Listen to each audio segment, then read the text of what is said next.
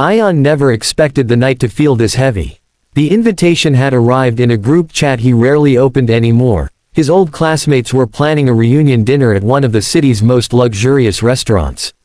He hesitated at first, remembering how they used to treat him. The boy with worn-out shoes, the boy who sat quietly in the back, the boy whose lunchbox was always empty. But something inside him told him to go. Not for revenge, not for pride, just to close an old chapter that had lingered too long in his memory. When he entered the restaurant, the warm glow of chandeliers washed over him, and the polished marble floor reflected every step he took. The place had changed since he last visited, yet the welcoming scent of roasted herbs and soft classical music made it feel strangely familiar. He spotted the group at a long table.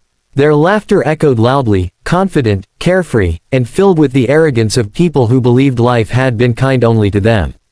Mira was the first to notice him approaching. She tilted her head, eyes flickering from his simple jacket to his worn shoes. "Ayaan, wow, you look exactly the same." The smile she gave wasn't one of warmth, it carried the same old condescension. The others turned, their expressions mirroring hers. Some offered fake greetings, others didn't bother hiding their smirks. As he sat, the conversation immediately drifted to vacations, expensive gadgets, luxury apartments, each story told with the clear intention of showing off. Ayaan listened quietly, hands folded on the table. Every now and then, someone would send him a glance, almost to make sure he understood how far above him they believed themselves to be. When the menus were placed before them, Rohan slid his toward Ayaan with a chuckle. "Bro, these prices might give you a heart attack. Don't worry, we'll cover you." Mira added with a giggle, "Yes, charity is good for the soul." Ayaan didn't react. He simply lifted the menu, scanning it out of habit more than necessity. Memories flooded him. He had spent his childhood in this place, helping wipe tables when his father was alive, watching chefs prepare dishes through the glass kitchen window, memorizing every aroma. Back then, he had been invisible to customers. Just the owner's quiet son who wasn't expected to matter. The insults at the table continued. Rohan leaned back and shook his head. "Man, I honestly didn't think you'd show up. Thought maybe you were too busy, working some small job." Another classmate laughed. Maybe he came for the free AC. The table erupted with laughter. Ayaan sipped his water calmly.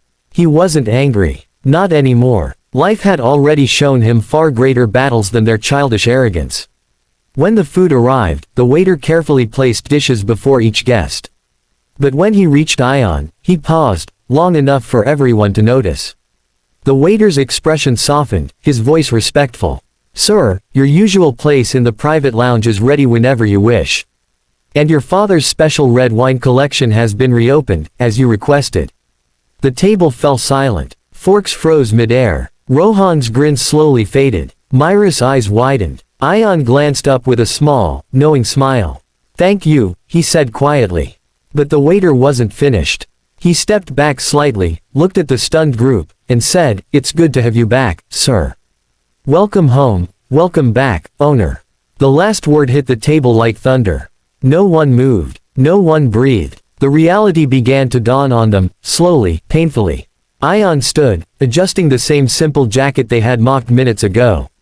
"My father left the restaurant to me," he said calmly. "I've been running the business for the last year. Tonight's dinner is on the house.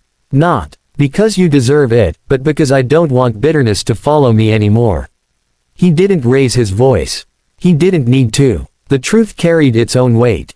Rohan swallowed hard, suddenly unable to meet his eyes. "Ayaan, man, we didn't know." Mira stammered, "Why didn't you tell us?" Ayaan looked at her for a long moment. "Because you never asked anything that mattered." The waiter guided him toward the private suite upstairs, a place his father once used for business meetings, now reserved only for the owner.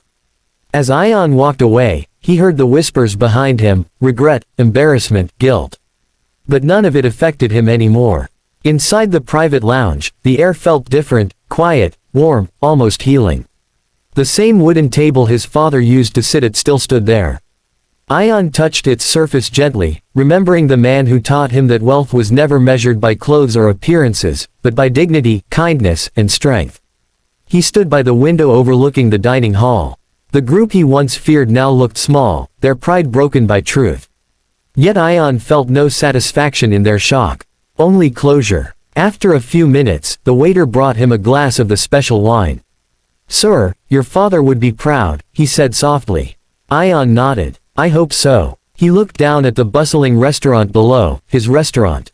The place that had seen him as a boy wiping tables, a teenager crying after his father passed, and now a man standing tall despite everything. Tonight had reminded him of something his father once told him. People who judge you by what you wear can never understand what you carry inside. As he took a slow sip of wine, Ayaan felt the past finally loosen its grip. The insults, the laughter, the old pain, everything dissolved into the warm glow of the moment. He wasn't the poor boy they once mocked. He wasn't the invisible kid sweeping the floors. He wasn't the classmate they dismissed. He was the owner. He always had been, just not in the way they understood.